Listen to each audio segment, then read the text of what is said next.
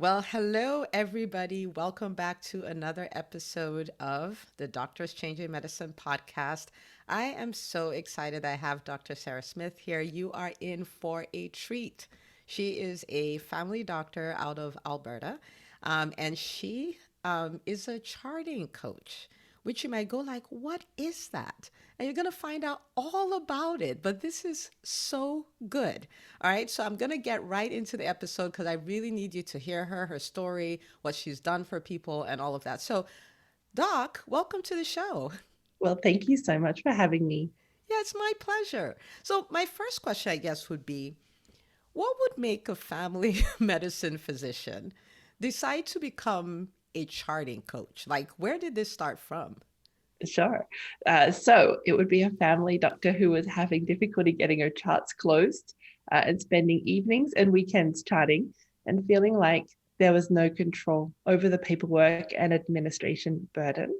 Um, so that was where my journey started. Me as a family doctor of 15 years thinking, I'm doing something wrong. There's got to be a better way of doing this. What if the only way to fix this is to leave, which was a terrible thought. And I wanted to have a day that was predictable and I wanted to be enjoying medicine again. So I didn't want to leave family medicine. I actually really love being a family doctor and love my patients. But I was completely overwhelmed by the paperwork, the charting, everything that everybody threw at you. And it never felt like I had any control. So I looked around for a coach to help me with my charting, and there wasn't anyone in the whole world who could help me with charting specifically.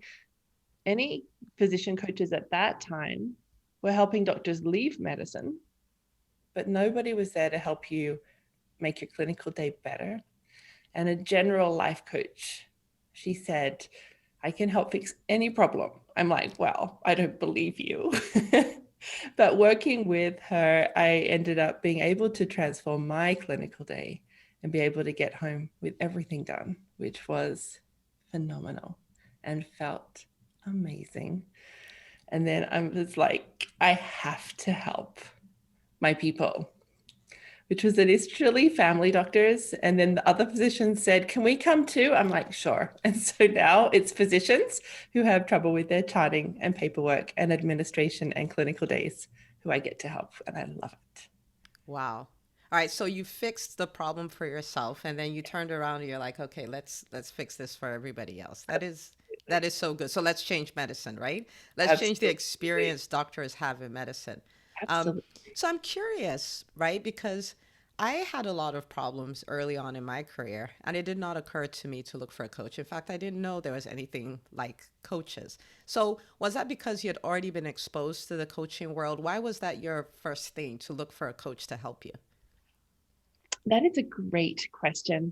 I actually asked everybody.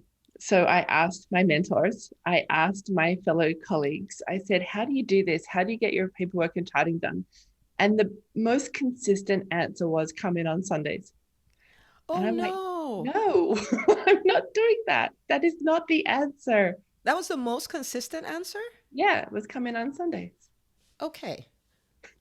All right. Well, I'm glad you found your I solution. stumbled upon coaching accidentally. I was on my way to give a presentation to some medical students, and I was looking for a motivational speaker. And top of the podcast was a general life coach, and she sounded pretty inspirational. So I kind of listened to her on my journey. And 5 hours later, I'm like, I didn't know what coaching was, and now I need a coach. I love it. Okay. So it was accidental. All right. That's Accident. you and me both. So now you talked about the paperwork being so overwhelming that you were thinking about leaving medicine. So, what do you think is the true cost to doctors not having a handle on charting? Like that's a stressor. So what's the true cost to, as far as healthcare goes, as far as experience of doctor, like what is that? What do you think? Oh, the cost is enormous. Where to start? I'm going to start with under earning. So the physician has earned all their dollars already, and now they're going to go and spend another 10 minutes to maybe 2 hours reading about and charting on this patient for no extra money. So it's contributing to physician under earning for sure. The physicians who come into my program do a questionnaire, and so I know that they're spending a minimum of 6 hours outside the clinical patient time charting, and typically more like 30-hour plus per week charting. Wow. And that's just finishing patient notes, messages, inboxes, forms. So this is a huge cost that reduces their ability for rest and relaxation. A common experience is a physician will ask me, what do I do with myself now that they have their evenings and weekends back? They've got no idea. I have physicians who have not exercised for 5 years, who surviving on minimum sleep, who wonder if they're effective parents because toddler first words of paperwork, right? So when their toddlers know what paperwork is, it's pretty Wow. heartbreaking for the physician. Yeah. So Wow. that is the Wow. cost of charting. Dreading work being a very common thought and feeling experienced by a lot of physicians when they're thinking about their day, their clinical day, all the interruptions and distractions, the inefficiencies, the charting, the more charting, there's still charting to do. I'm never done. I should be doing my Yeah. charts, just invading them when they're sitting on the couch, when they finally get home, when they get up in the morning, when they hop into bed. Like that is the cost of this. You can see why our physicians are burnt out with the administration burden. Wow. Yeah. And then ultimately they leave, which, I mean, if you think about the time and resources it takes to train one physician, to have them walk away from all of that because of charting. Well, even having that fear that that's the only way out of this is to leave. Like, I think that's not necessarily the experience of most, but it's the fear, like the greatest fear of, is the only way to stop this to leave. Yeah. Wow. Thank you Mhm. for sharing that. That is so powerful. Like, I thought I'd get some insights out of that, but that blew me away. Okay. Now, so you've helped a lot of doctors at this point. So, Mhm. on the flip side, what does life look like? Right? Because I want people, the whole idea behind this is to help doctors see there's an alternate reality, right? The system is the way it is, but we can change it. We can change our experience. We can change all of that. So, what does it look like on the other side? Okay, so if you get your charting done as you go, and that means you finish your 12th patient of the day and everything's done. And so you're looking at the rest of your afternoon and you're not thinking about the 12 you've just seen. You're actually keeping up. And so you're more attentive in the room. You're not having those 12 people matched in your brain and still having however many left for the day to go. So it feels like you're focused and you're more productive. What else does it look like? It looks like walking in hours earlier than before, or even just reliably able to tell your family what time you'll be home. That for me was such a big one. That, I'll be home at this time, and knowing that I'd be done and home by that time is this mind-blowingly different to where I had started. And then having that time to start doing what you want to do. So physicians have said to me, I'm earning more because I'm able to see more patients, or they're just earning more because they're actually billing billable things, which is always fun. They've got that clarity of mind. They've got time to be able to think about alternate things they want to do, just even restoration, reading a book, exercising, getting to bed on time.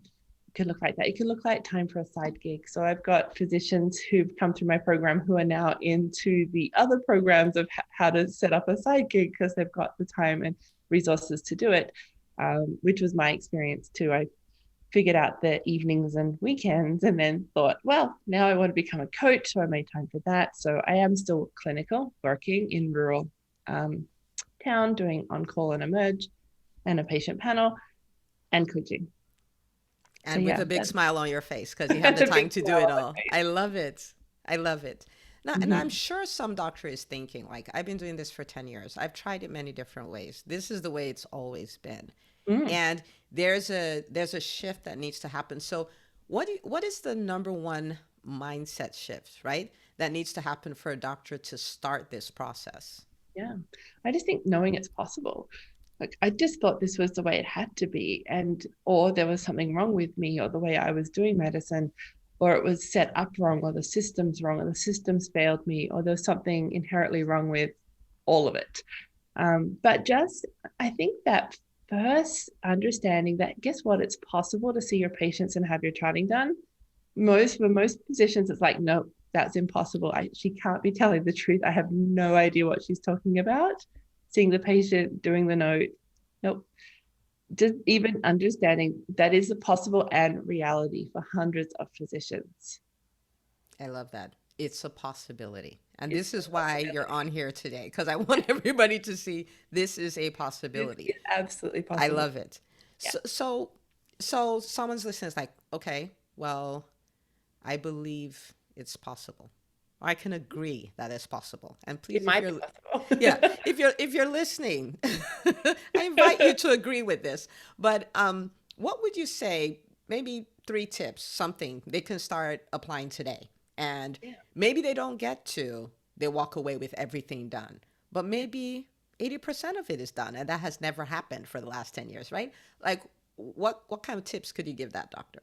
Yeah. So what we do is we start looking at what you're doing now and seeing if we can improve that. So we have the goal that we want to get our charting done as we go. Now we have all the obstacles that come up.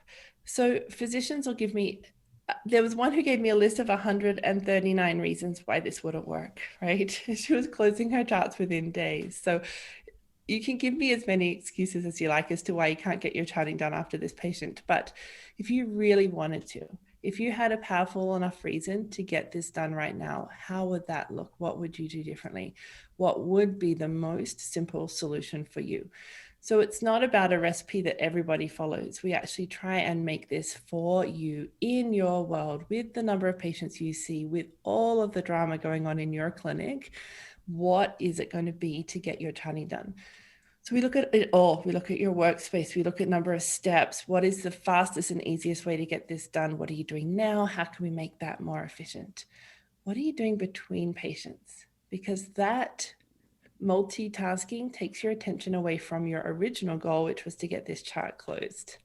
So we start to be curious of, if you were to design this day to be perfect for you, how would it go? And the other funny thing about physicians is they think all those phone calls and inbox stuff that comes in every day is random activity that's thrown at them. It isn't. If you start being curious as to how long that takes you per week, and you were to collect that into spaces that make sense for you in your clinical day, you're going to get work done so much faster. You get double the work done in the same amount of time if we can be clever with your time and efficiency in your clinical day. So I think they're the big tips. I Close love your all of charts that. as you go and start being organized and curious with your inboxes and messages.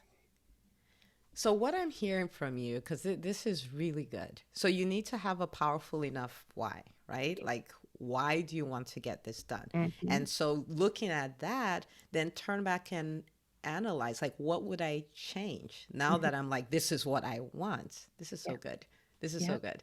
This is what I And want. then when you're done with that, those inboxes and all those things, batch them. Yeah. You Exactly. know, batch them. That is so good. And now that you say this, it takes me back to, I don't know, 9 years ago or so.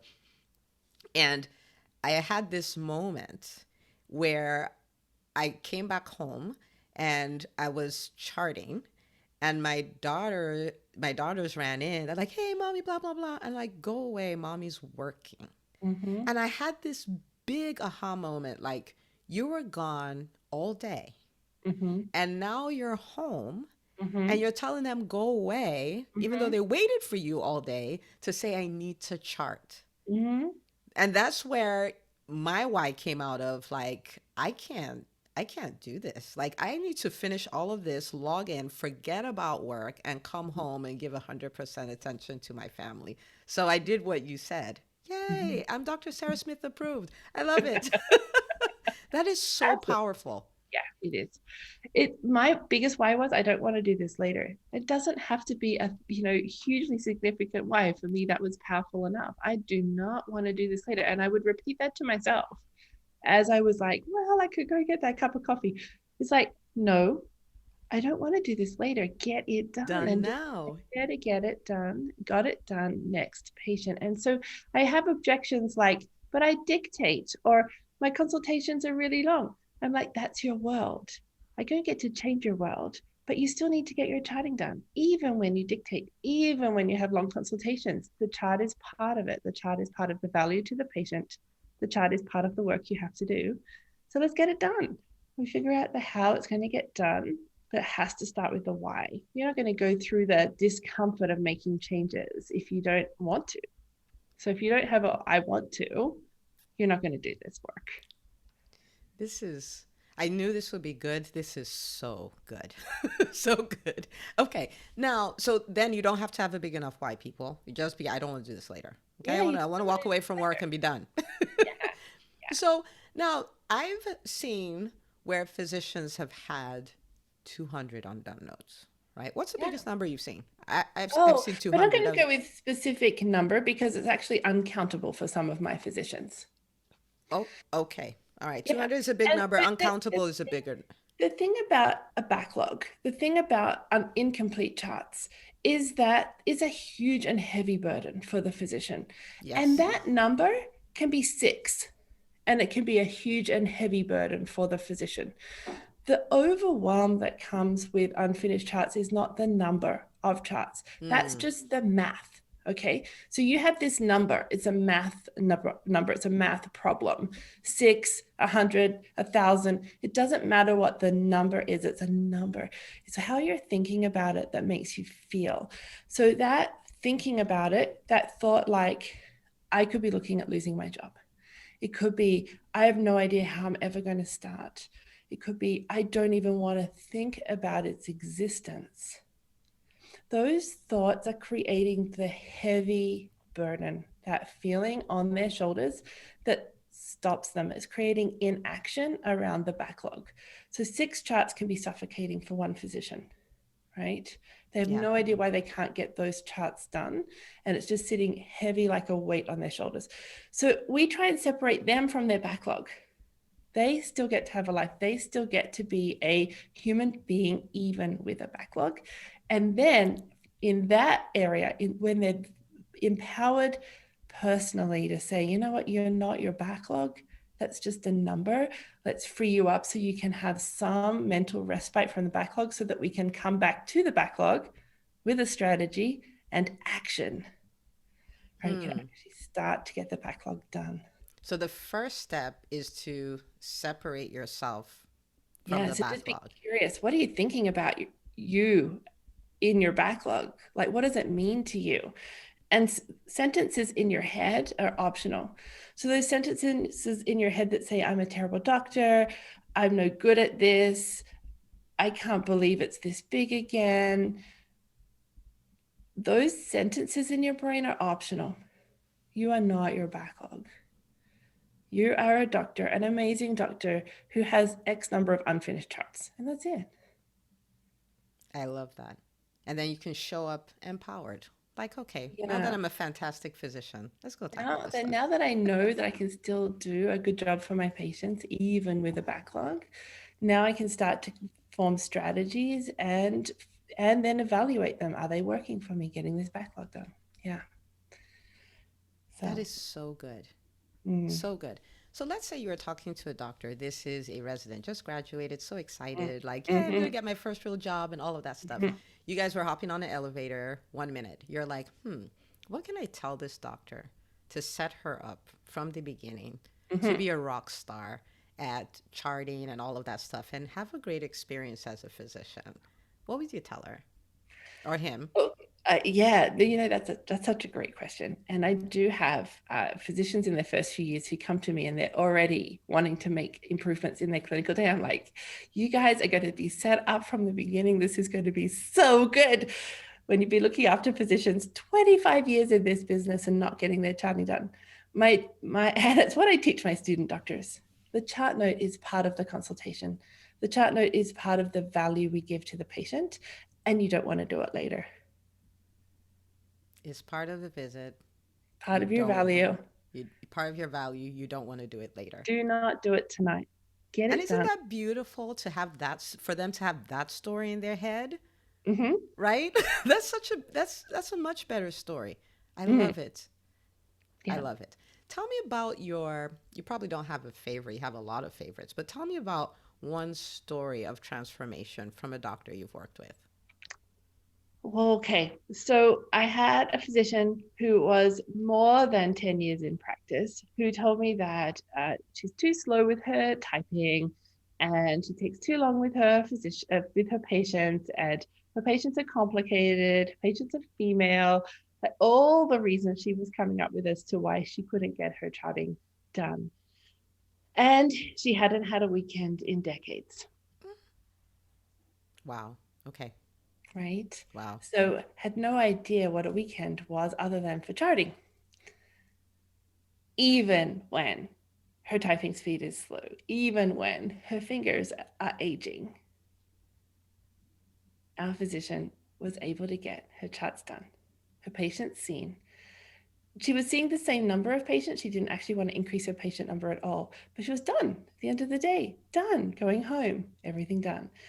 So just being so curious with the way that you're working and knowing there's a different way to be able to make a difference in your day. And so now, weekends, all to herself. Yeah, she's gonna need to start something. She'd be like a whole 2 days a week. Yeah, a What whole am I two, gonna do? and evenings, like, right? All those books get read. Wow. So now I know that there's no one size fits all Yeah, kind of strategy, right? absolutely. Yeah. But what are some of the strategies that have worked for you as far as charting goes? Is it, charting when you're talking to the patient? Is it like one of the things that worked for you? So we're all clear Mhm. that this will not work for everybody, but this is Yeah. like an example. Yeah. Well, I just take what you're doing now and we optimize it. So it's going to be something that looks similar to what you're doing now. And once you've figured that out, then you may decide there's a way you want to do it. So, for instance, changing your world is not how you change getting your charting done. So, getting a scribe, for instance, is not how you go home with your charting done. In fact, that's one way that physicians end up with a lot of hours of work later, editing everything up. So, it's not buying the latest gadget. It's not doing things completely different to how you're doing them now. It's really optimizing what you're doing now. So for me, I was doing some of the charting in the room and then some of it afterwards and most of it in the evening. And then we just simply say, what exists at the end of your chart note right now? And why didn't you get the rest of it done? If you wanted to get the rest of it done, how would you do it? What would that look like? And the objections are, well, I like to face my patient in the room. The objections are, I like to look them in the eyeballs in the room. The objections are, I'm a slow typer. They're going to watch me typing and they'll see all my spelling errors. All of those objections are just objections. They're all just sentences in your head that you're making something real. And what you're actually saying is, if I look at the patient now, I have to do this later. And so it was making the decision that I can be vulnerable with my patient in the room and get this letter done. And you know what? If I refer them right now and get that letter done, I don't have homework and they stop bugging me to ask me when that letter is going to be done. Two for So the when I price of say, one. yeah, when I say charting done, I mean charting, referrals, prescriptions, all of the forms, like everything done. All of it done. I So love it. leave the room, everything's done. I love it. Okay. And someone's going like, okay, enough. Where can I find Dr. Sarah Smith? Where can people find you? Yeah, I'm at chartingcoach.ca. Chartingcoach.ca. Okay. Yeah. Got it. I can tell you little hints. She even has some free master classes on there. Go do the master classes, Mm-hmm. right? And if you're listening and you're a doctor, well, you will be a doctor, I guess. I want you to realize that this is not something a few doctors are experiencing. And Yeah. this is something that can be your reality. Mm-hmm. Think of what life would look like if every evening you went home and you had nothing else to do from work. Think about that inbox being at zero. Think about outstanding charts being at zero. Think about the office manager who won't have to email you because there are no outstanding notes. Think about the revenue you bring in that will be higher because you're billing more of your billables. Think about all of that. That can be your reality. So if it is a struggle, don't hesitate. Like, chase this down and then make it your reality, right? Make a decision. I'm going to do this. I'm going to fix this. It doesn't have to be that way. Mm. Okay. Now, at the end of every interview, I challenge the doctors to share the episode because this is a movement, right? We're trying to change the experience doctors have in medicine, change the way we practice medicine. So, what would you tell them is the reason why they must absolutely 100% share this episode?